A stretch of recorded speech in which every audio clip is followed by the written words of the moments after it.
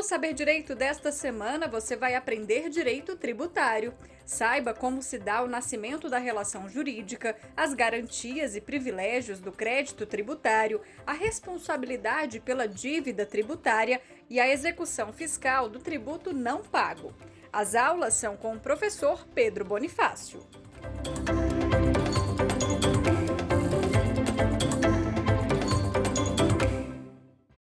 Olá, meus amigos, tudo bem com vocês? Bem-vindos ao nosso segundo encontro, à nossa segunda aula de Direito Tributário. A temática que nós envolvemos aqui durante essa semana são as consequências do inadimplemento do tributo. Tanto as consequências administrativas, aquelas que não demandam, não precisam de uma intervenção judicial, mas existem situações mais críticas que é necessário sim a intervenção judicial e por isso a gente também vai aqui passar pelas modalidades de intervenção judiciais, caso o contribuinte não pague o tributo dentro daquele prazo voluntário que a gente ali comentava na aula anterior, que é aquele prazo de 30 dias. Você bem sabe, então, que o tributo é uma relação jurídica compulsória, mesmo que eu não queira pagar, ela independe da minha vontade, A relação tributária, ela sempre está pautada em cima da vontade da lei. Então você tem que pagar independentemente do seu gosto individual, da sua predileção a respeito daquele ou outro tributo. Ocorre que a gente sabe que a situação social, às vezes acarretada até em razão de uma pandemia, ou em razão mesmo de uma dificuldade financeira que a empresa pode estar passando, ou até mesmo a pessoa natural, e isso vai acarretar, claro, uma inadimplência. E nesse caso, se você não pagar o tributo, não pagar aquela obrigação tributária, algumas consequências virão. Eu costumo dizer para o nosso aluno, para você que me assiste, que sempre que você pensar na relação tributária, comece a materializá-la como uma linha do tempo, como se fosse um conjunto de atos que acontecem dentro de uma linha de tempo e que se esses atos não forem cumpridos de maneira regular, podem gerar alguma nulidade no processo de cobrança. A nossa atuação como advogado privado muito é em cima desse tipo de situação, em que eu verifico que a cobrança ela é até legítima, porém ela não foi cobrada dentro da legalidade, dentro dessa linha do tempo que a lei estabelece. Então vamos entender um pouquinho como funciona essa linha do tempo, para que você então consiga raciocinar essas consequências que a gente vai trabalhar. As consequências administrativas e judiciais, a gente vai dividir ela em dois encontros, tá? Então hoje eu inicio falando das primeiras medidas e na próxima aula a gente conclui também trazendo outras mais medidas que a administração pode tomar dentro dessa situação fática que é o inadimplemento do tributo. Então vamos entender agora como é que funciona essa linha do tempo. Dentro da relação tributária, você viu conosco na primeira aula que o primeiro ato importante é a prática da situação prevista na lei. Então você tem uma lei que estabelece uma determinada conduta. Se aquela conduta for praticada por algum sujeito, seja ele pessoa física ou pessoa jurídica, vai se obrigar a pagar. Então o primeiro elemento dessa nossa linha do tempo é o fato gerador.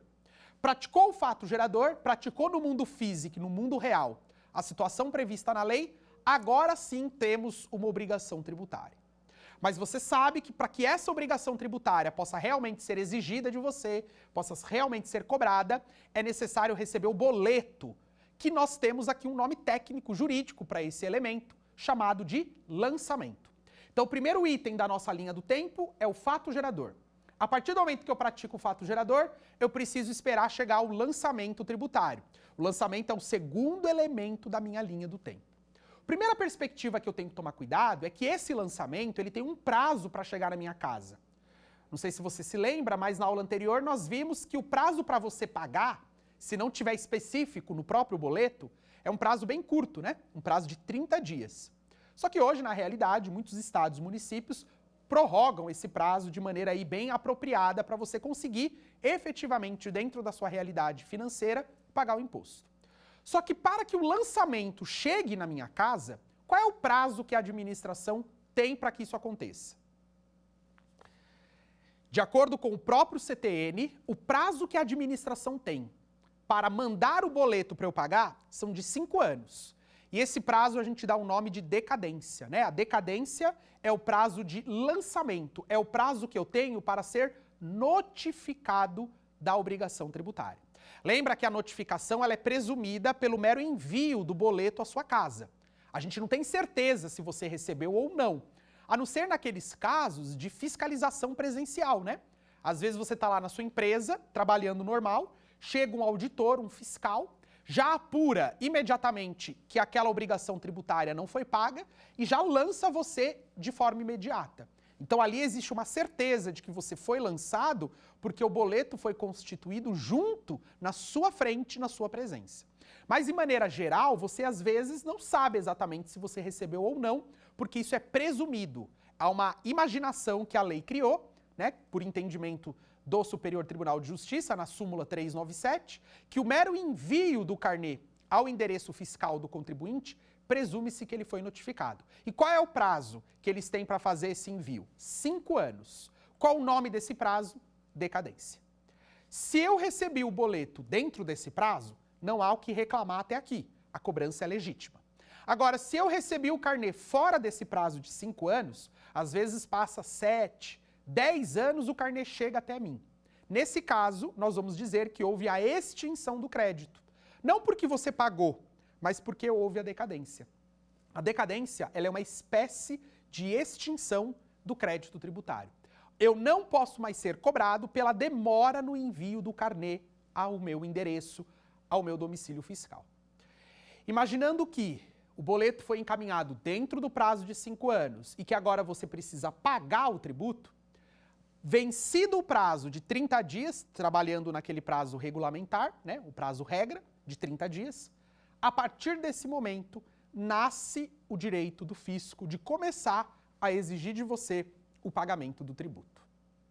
E para que a gente saiba, então, quais são, de fato, essas consequências, que essa é a nossa temática principal dessa semana, vamos, então, a fazer uma distinção relevante a partir de agora entre garantias e privilégios do crédito tributário. Como eu comentava na aula passada, o crédito tributário ele não é um crédito comum, né? Porque o tributo está muito relacionado às obrigações sociais que o Estado tem.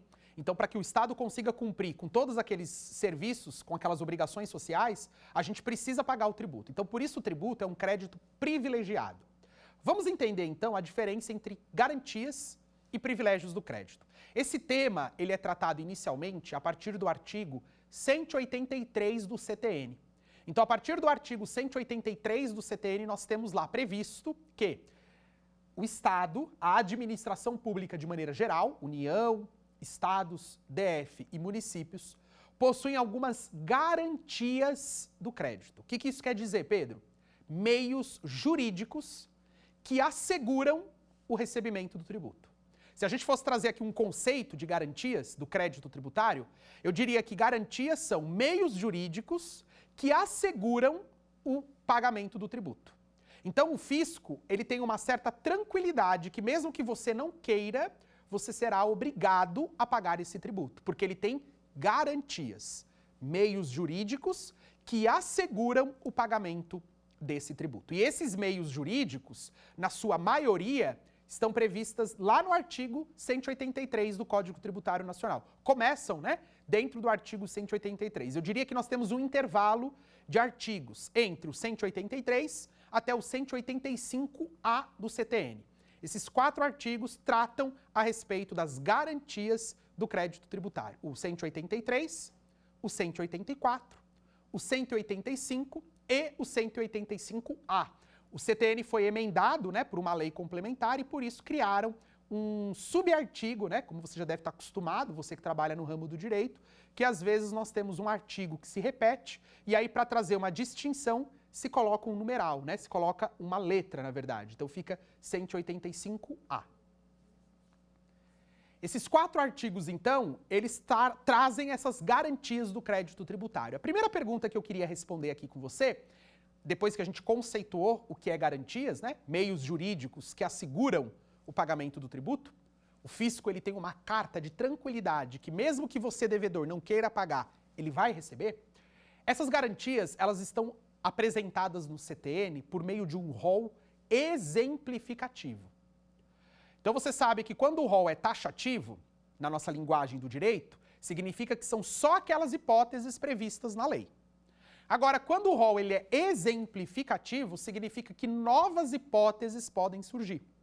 O nosso Código Tributário Nacional ele é de 1966. Então é um código aí bastante antigo. E esse código, na época, trazia alguns meios jurídicos. Só que o próprio CTN, na própria redação do artigo 183, ele diz que esse rol é exemplificativo. Isso, então, permite que a administração crie outras formas, outros jeitos jurídicos para assegurar o pagamento do tributo. Lembrando que esses outros meios jurídicos sempre nascem da lei, ok? Sempre que eu estiver falando de relação tributária, vocês vão me ouvir falar muito disso. A lei é o instrumento normativo que deve prever a relação tributária. Então, assim como o tributo nasce da lei, essas garantias que asseguram o pagamento do tributo também precisam estar previstas em lei, ok? Bom, vencido então o tributo, eu já sei que o fisco pode exigi-lo de mim. E quais são essas garantias? Vamos à primeira, então, garantia que o fisco tem assim que o tributo está vencido. A primeira garantia é a inscrição em dívida ativa. Todo ente federativo ele tem uma inscrição em dívida ativa. Então, para que aquela cobrança possa ser depois exigida de você, até sob o ponto de vista judicial, eu preciso que essa cobrança esteja inscrito em dívida ativa. Mas o que é, Pedro, a dívida ativa? Pessoal, a dívida ativa nada mais é do que um banco de dados. Então, assim quando você conhece normalmente o SPC, o Serasa, né? Você já deve ter ouvido falar que quando um consumidor vai fazer uma compra e aí ele não paga aquela compra dentro do que ele se convencionou com a loja, com o lojista, haverá o nome dele, a inscrição do nome dele no órgão de proteção ao crédito, de proteção ao consumidor, chamado de SPC, chamado de Serasa. E ele é um banco de dados que ajuda que as outras empresas que você pode no futuro tentar negociar saibam que você não está pagando corretamente as suas obrigações. No direito tributário nós temos a mesma ideia, só que não é Serasa, não é SPC, porque nós não estamos diante de uma relação de consumo, né? Relação tributária não se confunde com relação de consumo. Por isso que nós temos um próprio banco de dados chamado de inscrição em dívida ativa. Então, assim que meu tributo está vencido, no dia seguinte, se o Estado quiser, se o ente federativo assim conseguir, ele já pode cadastrar o meu nome em dívida ativa. A partir desse momento, a dívida, pessoal, torna-se uma dívida pública, no sentido de ser um banco de dados que você consegue ter acesso. Hoje, né, no mundo da informatização, muitas inscrições em dívida ativa podem ser consultadas até pela internet. Você entra no site do ente federativo a qual você deve, a prefeitura, naquele estado ou na União, e você consegue saber se aquela sua dívida está inscrita já em dívida ativa. Existe até em âmbito federal um site para você regularizar essas dívidas, né, chamado Regularize, e é um programa que a Receita Federal, junto com a Procuradoria da Fazenda Nacional, tem, em que você pode acessar esse site e saber se você está, por exemplo, com uma dívida ativa. Estando o seu nome em dívida ativa, significa que a administração praticou o primeiro ato, o ato de coerção legal, para que você seja ali convencido ao pagamento do tributo. Pedro, mas essa inscrição em dívida ativa, ela tem qual consequência?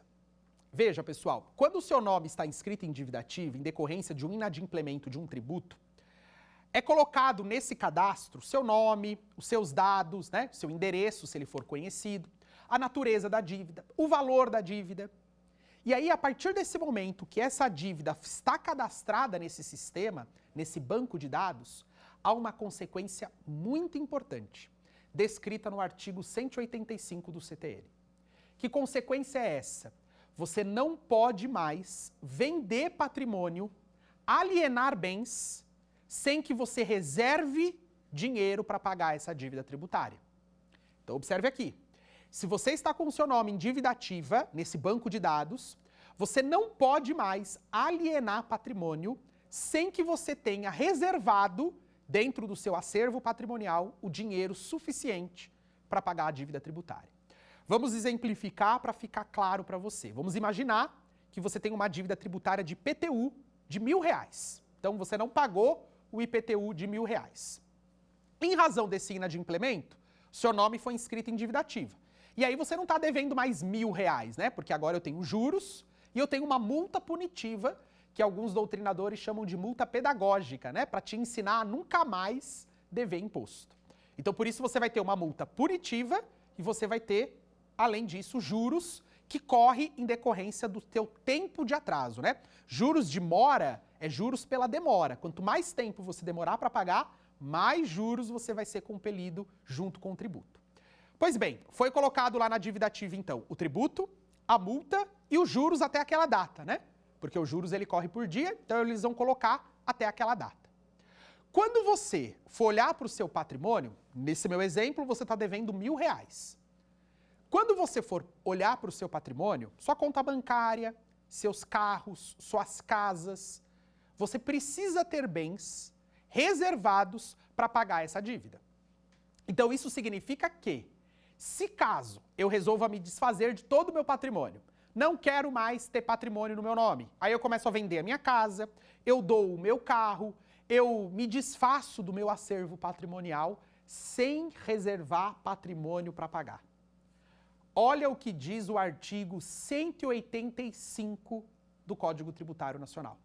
Lá no artigo 185 do Código Tributário Nacional diz assim: presume-se fraude à execução, presume-se fraude à execução, a alienação de bens ou rendas após a inscrição da dívida em dívida ativa. Então isso significa que a partir do momento que o meu nome está em dívida ativa, se eu tentar vender patrimônio, isso presume-se uma fraude. Ou seja, aquele negócio jurídico de compra e venda, de doação, pode vir a ser anulado se eu não tiver reservado bens para pagar a minha dívida tributária. Vamos entender isso melhor? Veja só, no meu exemplo, você está devendo R$1.000. Vamos imaginar que você tem um carro no valor de 30 mil e você tem uma moto no valor de 10 mil. Então anota aí, R$1.000 é a sua dívida, 30 mil é o valor do seu carro, 10 mil é o valor da sua moto. Vamos imaginar que depois que o seu nome estava escrito em dívida ativa, você vendeu o seu carro de 30 mil. Tem algum problema? Não. Porque se eu olhar para o seu acervo patrimonial, ainda tem lá constando no Detran a sua moto. Então não tem problema nenhum. A sua moto, ela é suficiente para pagar a sua dívida tributária? No meu exemplo, é mais que suficiente, né? Sua dívida é de 1.000, sua moto vale 10, então você pode ficar tranquilo. Aquela venda do carro, do veículo, não será presumida uma fraude. Agora imagine que passado 3 meses, aquele mesmo devedor que tinha vendido o carro, resolve vender a moto. Então veja, primeiro ele vendeu o carro, depois ele vendeu a moto. Será presumida fraude à execução, à venda dessa moto? Será, porque agora ele não tem mais patrimônio suficiente em seu nome para pagar essa dívida tributária. Então, a partir do momento que ele vende todo o seu acervo patrimonial, se desfaz do seu conjunto patrimonial, será presumida fraude, mesmo que não seja verdade, no sentido de que ele não fez isso de propósito, de maneira dolosa, de maneira intencional. Por mais que ele não tenha feito isso de maneira consciente, o próprio ato da dívida já estar inscrito nesse banco de dados, que nós já chamamos de dívida ativa pela própria lei, já presume-se fraude se ele se desfizer de todo o seu patrimônio. Você vai ver, quando a gente avançar nas nossas aulas, que lá na execução fiscal, você vai lembrar disso que eu vou falar agora. Lá na execução fiscal, quando a gente vai fazer a busca de bens em nome do devedor, se ele já vendeu tudo, isso vai ser uma fraude, concorda? Por quê? Porque ele não vai ter mais patrimônio. O CTN ele é muito claro em dizer que se o devedor tiver patrimônio para pagar a dívida, aí não tem problema, não é fraude. Mas se ele não tiver, será presumida essa fraude. E aí lá na execução fiscal, isso pode gerar problemas. Porque imagine que você vendeu a sua moto para um parente. E aí, lá na execução fiscal, o juiz manda anular a venda da moto, porque você não tinha mais patrimônio nenhum para pagar a dívida. Imagine como isso poderá te prejudicar. Não só o prejuízo fiscal, em âmbito tributário, mas também o prejuízo para o terceiro adquirente, né? Para esse seu parente que acabou comprando a sua moto de boa fé, sem saber que existia uma dívida tributária que poderia agora ser usada como justificativa para a anulação do negócio jurídico. Sempre que nós falamos que existe uma presunção, essa presunção ela cabe prova do contrário, né? Então você teria que demonstrar ali no juiz que não houve uma fraude, que você não estava de maneira intencional. Ela é presumida de acordo com a redação do artigo 185, e isso inverte o ônus da prova. Ou seja, não é mais o fisco que tem que alegar que eu fui fraudulento. Sou eu que vou ter que dizer para o juiz que eu não quis praticar a fraude. E aí, em cima desse contexto, eu queria trazer um choque de normas por um entendimento do STJ da súmula 375. Súmula 375 do STJ. Por que eu quero falar sobre ela? Porque ao você ler a súmula 375, lá está escrito que a presunção de fraude só se caracteriza quando o devedor, já citado em execução fiscal, no processo judicial, em execução, né? A redação da súmula não fala execução fiscal, ela fala execução.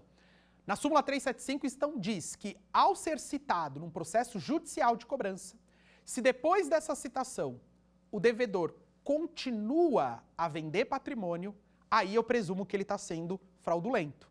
Aí eu presumo que ele está tentando praticar uma fraude, porque ele já sabia que a dívida estava sendo executada, então por isso ele não podia se desfazer do seu patrimônio. Isso é o que diz a súmula 375. Pedro, então estamos aqui num ponto estranho, né?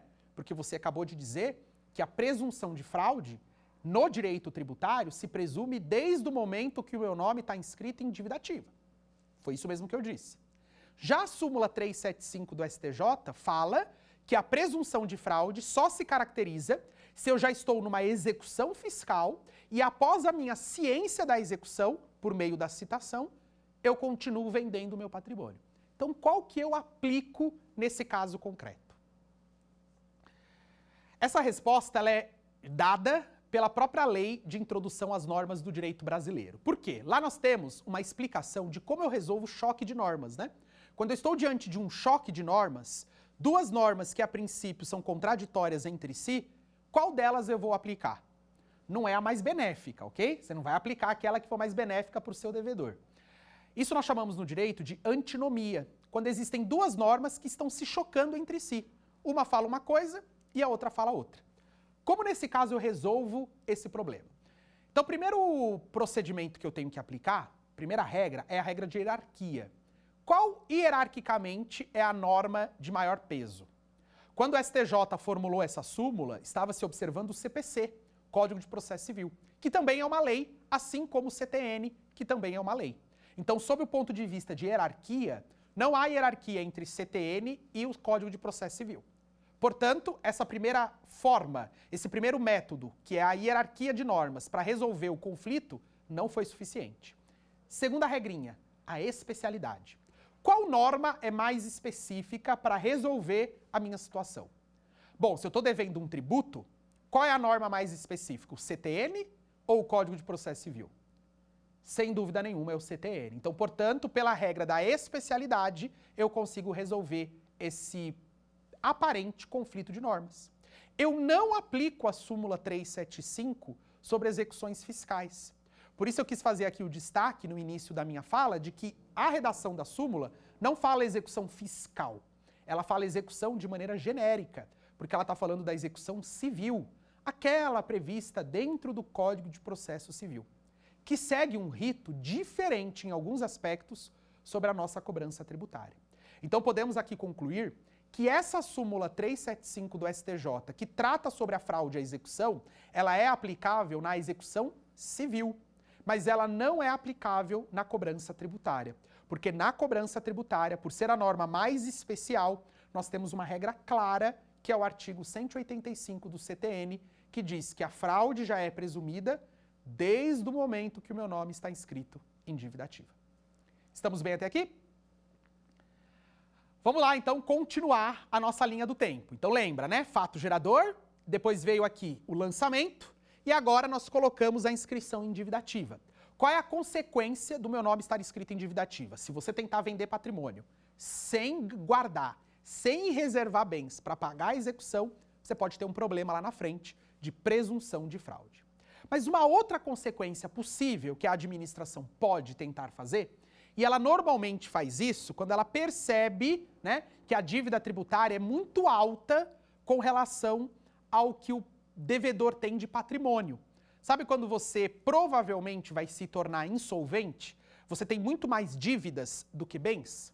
Então, por isso, a lei autoriza a administração pública, lembrando que eu estou falando de atos administrativos até aqui, ok? A inscrição de dívida ativa é um ato administrativo. O segundo ato administrativo que ela pode fazer é o chamado arrolamento de bens. O arrolamento de bens, inclusive, a gente vai ver na próxima aula, foi objeto, na verdade nesta aula mesmo, objeto de questionamento lá no Supremo Tribunal Federal. O arrolamento de bens, ele é previsto na Lei 9532 de 97. Lei 9532 de 97. Inclusive, se você depois quiser, né, observar mais do que eu vou falar agora, você pode acessar a Lei 9532 de 97. E também a Instrução Normativa 1565 de 2015. Instrução Normativa 1565 de 2015. Porque essa instrução normativa, ela operacionaliza o que a Lei 9.532 prevê. E o que essa lei trata especialmente? Da possibilidade da administração pública federal, no caso aqui a Receita Federal, arrolar os seus bens. O que é isso, arrolamento de bens? É meramente uma notação na matrícula desses bens, se for um bem imóvel, por exemplo, no cartório de registro, se for um bem móvel, como um veículo, lá no Detran, e lá na sua matrícula do bem, lá no inventário do patrimônio, vai ter escrito uma anotação dizendo que antes da venda daquele bem, a Receita Federal precisa ser comunicada. Então imagine que você tem a intenção de vender sua casa. E aí você até acha um comprador, né? O comprador está interessado em adquirir sua casa. Só que aí quando você pede a matrícula atualizada do imóvel lá no cartório de registro, quando você olha a matrícula do imóvel, você vê embaixo da matrícula uma certa observação, escrita assim: olha, se o proprietário desse imóvel for vender a propriedade, tem que se comunicar à Receita Federal. Já dá um medo, né? Já dá um certo calor ali de falar por que esse bem, para ser vendido, precisa ser comunicado à Receita. Exatamente porque ela fez o arrolamento de bens. É claro que para que esse arrolamento de bens possa ser considerado lícito, legal, existem alguns requisitos. Então, o primeiro requisito, que a dívida tributária seja superior a 2 milhões de reais. Esse teto que eu estou falando aqui, o teto mínimo de 2 milhões de reais, ele muda em decorrência dos anos, tá? Então, esse teto, só para você ter uma ideia, inicialmente ele partiu de 500 mil reais. Então, na época, quando ele foi criado, se nós já tivéssemos uma dívida tributária a partir de 500 mil reais, já se poderia fazer o arrolamento. Hoje, a instrução normativa foi atualizada e agora, para fazer o arrolamento de bens, essa dívida tem que exceder a 2 milhões de reais. Mas não basta isso. Se a dívida for igual ou superior a 2 milhões de reais, o seu patrimônio já está comprometido para pagamento dessa dívida. Mas quanto do seu patrimônio? Diz a mesma lei que a dívida tributária pode ser arrolada com relação aos seus bens se o valor da dívida está superando a 30% do seu patrimônio conhecido. Então veja que são dois requisitos cumulativos. O valor da dívida tem que ser superior a 2 milhões. E além disso, essa dívida ela compromete mais do que 30% do seu patrimônio conhecido. Então imagine, por exemplo, que você tem um patrimônio de 10 milhões de reais entre casas, carros, aplicações financeiras, 10 milhões de reais. Quanto que é 30% de 10 milhões? 3 milhões. Então, se o valor da dívida ainda não superou a esses 3 milhões, que no meu exemplo corresponde a 30% do seu patrimônio, não pode ocorrer o arrolamento de bens. O arrolamento de bens, mesmo que a dívida seja superior a 2 milhões, só pode ocorrer se ela representa mais do que 30% do seu patrimônio conhecido, tá? Já tive situações de clientes que estavam nesse valor de dívida e o patrimônio dele era de 3 milhões de reais. Se você pegar 3 milhões de reais, 900 mil é 30%. Então significa que já é autorizado a realização do arrolamento de bens. Esse arrolamento não precisa de autorização judicial, ok? É um arrolamento que não precisa de autorização judicial. A própria Receita, ao verificar o preenchimento desses requisitos, valor da dívida igual ou superior a 2 milhões, e que essa dívida supera a 30% do seu patrimônio conhecido. O que é o patrimônio conhecido? É aquele registrado, né, na sua ficha de declaração do imposto de renda, lá na ficha de bens e direitos, ou no balanço da empresa, né, se for uma pessoa jurídica. Então, nesse caso, se superar 30% desse patrimônio que está registrado, isso então permite à administração a realizar esse arrolamento. Como esse arrolamento ele não representa uma necessidade de autorização judicial, veja que ele não ficou indisponível o patrimônio, ok? Arrolamento é diferente de medida cautelar. A medida cautelar é quando o juiz autoriza o bloqueio do patrimônio. E aí, quando o meu patrimônio está bloqueado, significa que ele está indisponível para mim. Eu não posso vender, eu não posso doar. O arrolamento, ele não representa um bloqueio, uma indisponibilidade. O arrolamento nada mais é do que uma anotação na matrícula do imóvel, uma observação que vai ser colocada na matrícula do imóvel, dizendo ao comprador que se aquele imóvel for vendido, é necessário autorização judicial. Na verdade, não é necessária autorização judicial. Na verdade, é necessária apenas comunicação. A administração vai ser comunicada e aí ela pode fazer a venda. O proprietário, né, pode fazer a venda. Mas, doutores, a gente que trabalha na prática, a gente sabe que quando você tem um comprador interessado no bem imóvel, e aí você mostra para ele uma matrícula, em que lá na matrícula do imóvel está escrito que a venda depende de comunicação da Receita, muitos compradores já não querem mais. Fala, muito obrigado, eu prefiro não comprar. E se você ainda vai fazer financiamento num banco, por exemplo, o banco exige certidão negativa de débitos. E você não vai conseguir essa certidão negativa porque você está devendo. Então o próprio banco também vai se opor em fazer o financiamento. Então veja que essas dificuldades práticas já transformam numa medida coercitiva para te convencer a pagar o imposto. Porque se você quer vender sua casa, é melhor negociar a dívida tributária para que você consiga tirar o arrolamento e aí você consiga também fazer a venda do bem e até financiar isso num correspondente bancário no sistema de financiamento habitacional. Então perceba que são primeiras medidas que a administração vai praticando para te convencer a pagar o tributo de maneira regular, ok?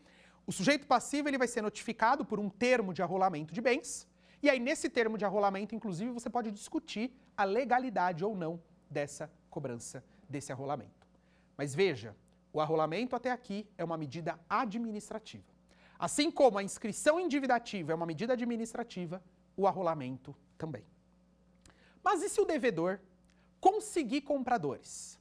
E se o devedor, mesmo com essa anotação na matrícula do imóvel, conseguir compradores e conseguir se desfazer do seu patrimônio? Se ele se desfaz do patrimônio, isso significa que lá na frente a administração não vai ter patrimônio para pagar a dívida.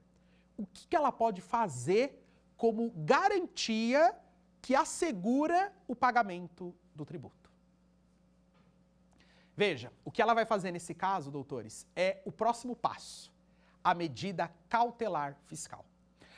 A medida cautelar fiscal, ela não se compara ao arrolamento, porque o arrolamento não depende de autorização judicial e o arrolamento não é uma medida de indisponibilidade de patrimônio. Diferente da medida cautelar. A medida cautelar fiscal, ela é uma medida judicial. Então isso significa que ela precisa de autorização do juiz. E a partir do momento que o juiz realiza essa medida cautelar, o bem fica indisponível para o devedor. Ele não vai poder mais se desfazer do patrimônio durante o período de duração dessa medida cautelar. A medida cautelar, doutores, ela é uma medida de proteção do patrimônio. O Estado, ele quer proteger o seu patrimônio contra você mesmo, que está se desfazendo dele com o único objetivo de não pagar a dívida tributária. Então isso é uma garantia que a administração tem. Veja, você ainda não está sendo executado. Não existe ainda uma cobrança judicial. O que existe até aqui é uma cobrança administrativa.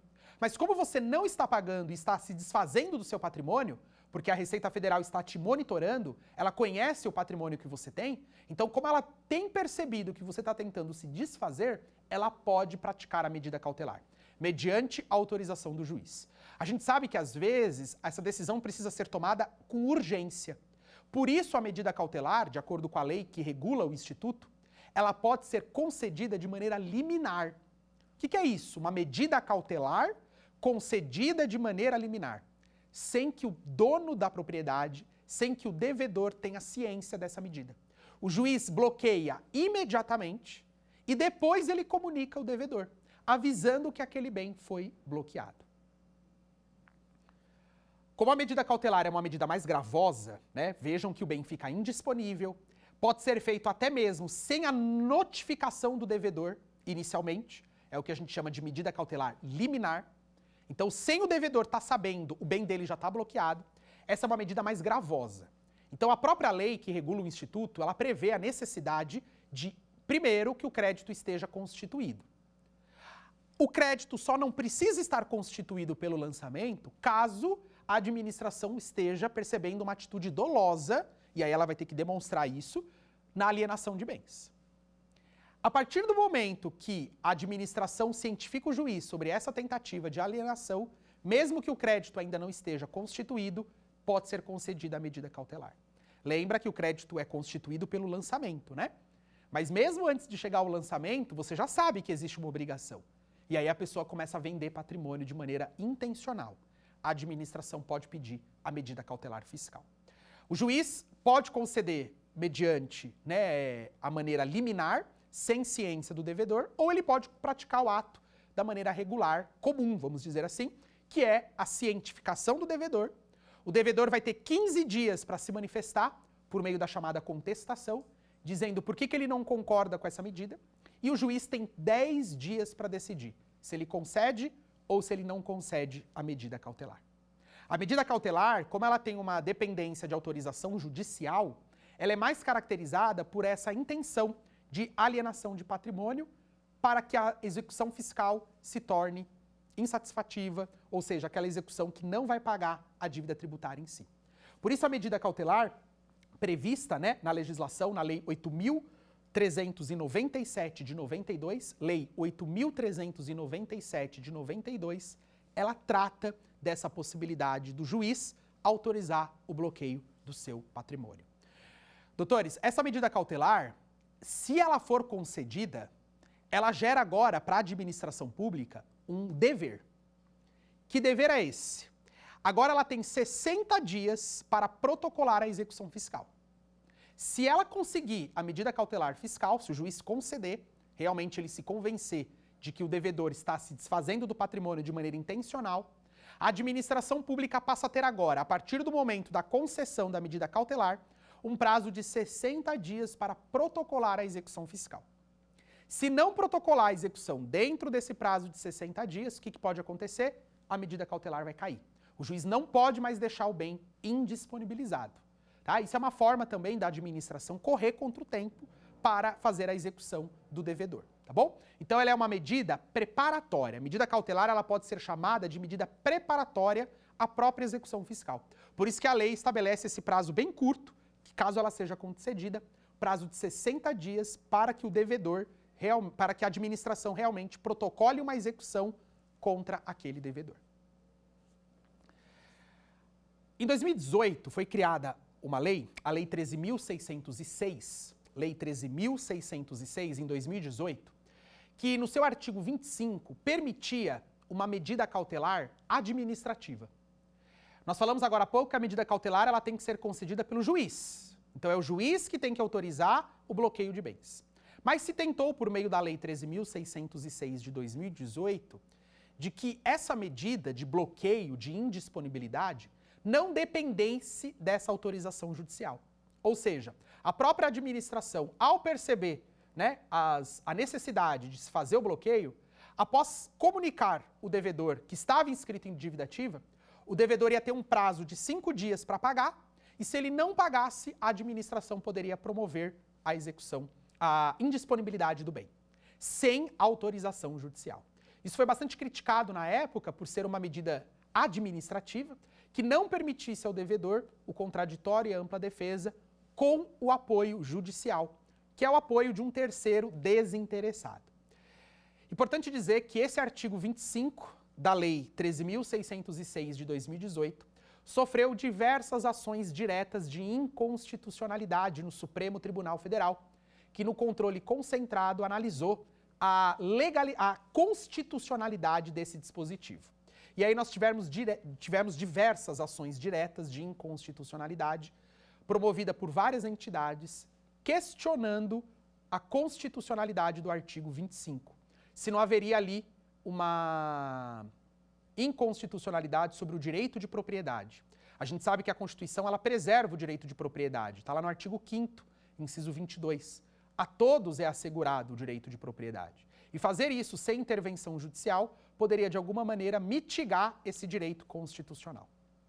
O que o Supremo decidiu?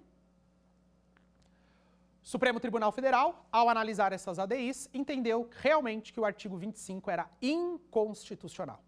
E, em decorrência disso, esse dispositivo que permite o bloqueio de bens de maneira administrativa, tornando ele indisponível, não pode acontecer diante dessa situação fática, que é o inadimplemento do tributo. Então, portanto, o que o STF acabou depois reforçando, o que a administração pode fazer para que de maneira coercitiva te obrigue a pagar o tributo, né, de maneira legal, é o arrolamento. A mera anotação na matrícula do bem, dizendo que a venda daquele patrimônio depende de comunicação do órgão credor, né? No meu exemplo, a Receita Federal. Mas ela não poderá fazer a indisponibilidade de bens de maneira administrativa. Sempre que a gente pensar em indisponibilidade de bens, dependerá de uma ação judicial. E qual é a ação judicial para fazer isso? A medida cautelar fiscal. É a medida cautelar fiscal que seria a forma correta da administração, por via judicial, pedir à administração o bloqueio daquele patrimônio, o bloqueio daquele bem. De maneira administrativa, isso não é possível em decorrência do julgamento, né, do Supremo, que reconheceu a inconstitucionalidade do artigo 25 da Lei 13.606 de 2018. Importante até destacar que essa lei, na época, ela foi criada para regulamentar, né, o programa de parcelamento de dívidas rurais, né, em razão do Fundo Rural. Então é uma lei que tratava de parcelamento na sua essência, mas foi ali inserido esse dispositivo que alterava, né, uma legislação tributária mais antiga e previa essa possibilidade da indisponibilidade de maneira administrativa. Porém, isso não foi aí reconhecido de maneira constitucional. Na prática, esse ato nem chegou muito a ser realizado, né? Porque depois que nós tivemos a criação da lei, houve aí decorrências de várias ações e por isso a própria Receita Federal não estava realizando essa indisponibilidade. Mas agora estamos aí com uma decisão já sólida do Supremo Tribunal Federal reconhecendo que isso não é possível mediante a chamada indisponibilidade administrativa. Então o que vimos até aqui? Que sempre que meu tributo vencer, a administração ela se vale de meios alternativos, né? De meios coercitivos para pagamento do tributo. Como nós chamamos isso? Garantias do crédito tributário. A garantia é esse meio que a lei criou, autorizando a administração a me cobrar.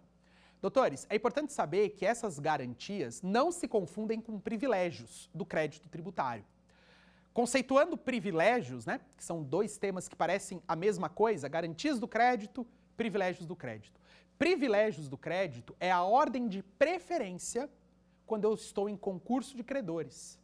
O que é concurso de credores? Vários devedores estão cobrando, na verdade, vários credores estão cobrando aquele devedor, vários credores não receberam o seu dinheiro, e aí eles estão cobrando.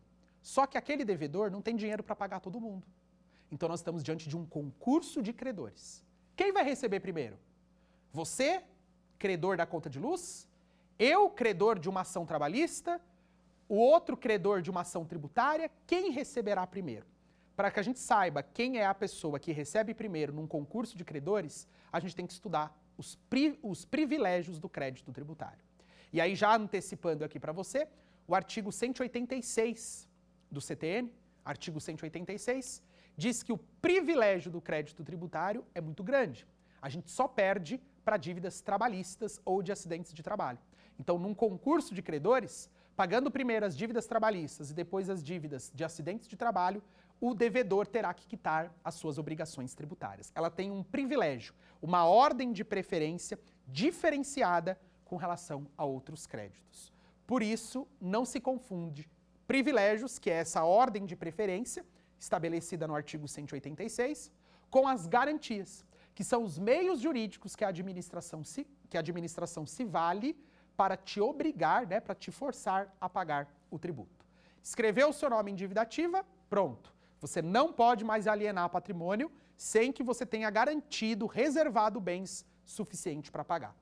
Mesmo que você tenha reservado bens para pagar, você pode sofrer o arrolamento de bens. E o arrolamento, como uma medida administrativa, ela não impede a venda do patrimônio, mas ela exige uma comunicação prévia. Você vai ter que comunicar, né, o órgão que faz o registro, no caso o cartório, vai ter que comunicar de maneira prévia, antes da transferência patrimonial, porque o seu bem tem um arrolamento. E aí, por meio dessa comunicação, a Receita vai ficar sabendo da tentativa que você está de vender patrimônio. Lembra dos dois requisitos? No mínimo, a dívida tem que ser de R$2 milhões e essa dívida ela já compromete mais do que 30% do seu patrimônio conhecido. Quando a gente fala de patrimônio conhecido, são aqueles bens que você declara no seu imposto de renda, né? Você, pessoa física, tem uma ficha dentro da declaração de ajuste anual, chamada de bens e direitos. É nessa ficha que você declara o seu patrimônio conhecido. E é esse que a administração vai tomar como base para os 30%. Porém, na empresa, né, nós temos o balanço, nós temos aí outras consequências, né, outros documentos que comprovariam quanto de patrimônio aquela empresa tem. Se superou a 30% do patrimônio, haverá essa possibilidade da administração pública realizar o arrolamento de bens. Tudo bem? Medidas administrativas até aqui. A única medida judicial é a medida cautelar fiscal, que aí sim dependeria de uma autorização judicial para que isso pudesse acontecer. Tudo bem até aqui? Então vamos agora, né, para a nossa parte de revisão específica por meio do nosso quiz. Vamos a ele.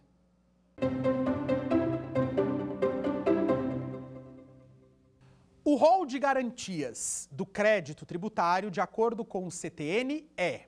Então a letra A diz que é taxativo, a letra B diz que é exemplificativo, a letra C diz que é taxativo e exemplificativo, e a letra D diz que é taxativo de forma mitigada. Você bem lembra que o rol de garantias é aquele rol de meios que a administração tem para pagar o tributo, ou seja, ela tem uma certa segurança de que você vai pagar o tributo.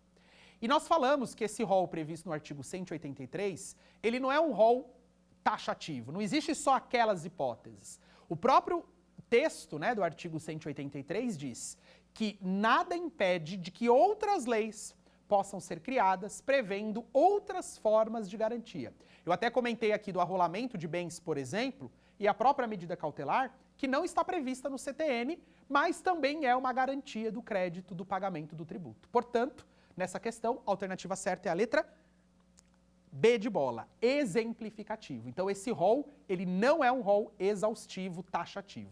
Podem sim ter outras formas de você pagar o crédito, que não apenas essa prevista no rol do artigo 183. Combinado assim? Vamos à nossa próxima pergunta.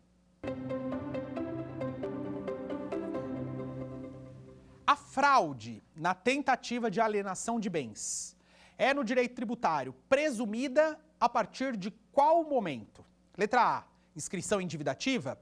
Letra B, após o vencimento do lançamento. Letra C, após a emissão da certidão de dividativa. Letra D, após a regular citação na execução fiscal. Esse tema, inclusive, que nós abordamos, eu trouxe o choque, né, entre a súmula 375 do STJ e a nossa própria lei, que é o artigo 185 do CTN. Como o CTN é a norma mais especial, então é essa que deve ser seguida na relação tributária, o que nós vimos? Que a partir do momento que o meu nome já está inscrito em dívida ativa, eu não posso mais alienar patrimônio sem que eu tenha reservado bens para garantir o pagamento. Então veja, não é que você está proibido de vender, você pode, mas você precisa deixar ali reservado um determinado conjunto patrimonial que seja suficiente para pagar a sua dívida tributária. Então, portanto, nessa questão, a letra certa é a letra A. A partir do momento que o meu nome já está inscrito em dívida ativa, se eu tentar vender patrimônio sem reservar bens, já se considera fraude na alienação. E essa fraude, ela é presumida.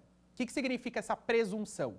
Você, devedor, pode provar o contrário, pode dizer, não, eu na verdade nem sabia que meu nome estava escrito em dívida ativa. Claro que esses argumentos precisam ser comprovados para que então essa presunção não seja caracterizada de forma efetiva.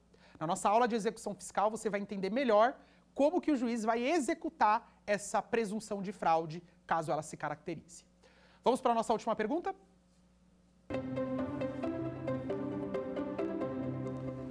A medida cautelar é uma medida judicial que poderá ser requerida pela Fazenda Pública quando o devedor praticou o fato gerador, administrativa, que poderá ser requerida pelo devedor quando for necessário parcelar o débito não pago, judicial, que poderá ser requerida pela Fazenda Pública de maneira liminar, ou administrativa, que poderá ser averbada na matrícula do imóvel objeto da alienação. A gente viu que a medida cautelar ela é uma medida judicial, né? Uma medida muito mais gravosa porque depende de autorização judicial. E por que ela é mais gravosa quando comparada, por exemplo, ao arrolamento? Porque o arrolamento você pode vender, desde que você comunique previamente à Fazenda Pública. Você que é o órgão de registro, cartório ou Detran. Agora, quando eu tenho uma medida cautelar, essa medida cautelar é uma medida que indisponibiliza o seu bem. A partir do momento que ela é concedida, eu não posso mais fazer a venda patrimonial. Por isso que ela é muito mais gravosa. Só que ela depende de autorização judicial. Ela até pode ser requerida de maneira liminar. O que isso significa? Você, devedor, pode ser que nem tenha tido ciência ainda da medida cautelar. Mas quando ela vai ser concedida de medida cautelar? Quando a administração provar realmente que o devedor está se desfazendo muito rápido do seu patrimônio. E aí, se o juiz mandar citar primeiro, para depois fazer a medida cautelar, isso pode gerar um ato irreversível, ou seja, a venda foi concluída. Então, por isso, a alternativa certa nessa questão seria a letra C, né? Ela é judicial e ela também pode ser requerida de maneira liminar. As demais que falam que ela é administrativa não tem como. E a letra A estaria errada, porque não basta apenas eu praticar o fato gerador. Lembre-se que a regra para a medida cautelar, prevista na própria lei, é que o crédito esteja regularmente constituído. Agora, o crédito não está regularmente constituído, porém, o devedor já começa a se desfazer do patrimônio de maneira dolosa e intencional, aí seria uma exceção em que poderia sim ser ainda concedida a medida cautelar, mesmo que o crédito não esteja constituído de maneira efetiva. Então você já conseguiu acompanhar por enquanto que a administração pública, por ela estar diante de um crédito que não é um crédito comum, é um crédito tributário, é uma dívida tributária, existem algumas garantias que a gente não visualiza numa cobrança normal, né? Se você, por exemplo, tem uma dívida consumerista, isso não pode acontecer, arrolamento de bens. Isso só acontece se a obrigação for uma obrigação tributária, em decorrência desse crédito privilegiado, em decorrência dessas garantias que o próprio artigo 183 trouxe. Falamos de três, então, nessa aula. Falamos sobre a inscrição em dívida ativa, falamos sobre o arrolamento de bens e falamos também sobre a medida cautelar fiscal. Essa última medida judicial. Eu ainda trouxe a questão do arrolamento judicial, que o STF entendeu que isso não era possível, né, em decorrência da inconstitucionalidade do artigo da lei que tratava do tema. Então, portanto, fica aqui com a inscrição em dívida ativa, arrolamento de bens e a medida cautelar fiscal. Mas ainda nós não concluímos esse tema. Eu deixei aqui para a gente tratar mais ainda de outras garantias na nossa próxima aula. Então, continue aqui com a gente e eu vejo vocês no nosso próximo encontro para continuarmos tratando sobre as garantias do crédito tributário. Até lá! Quer dar alguma sugestão de tema para os cursos do Saber Direito? Então mande um e-mail para a gente, saberdireito@stf.jus.br, ou entre em contato pelo WhatsApp, o número é esse que aparece na sua tela. Você também pode estudar pela internet. Acesse nosso site tvjustiça.jus.br ou pode rever as aulas no canal do YouTube TV Justiça Oficial.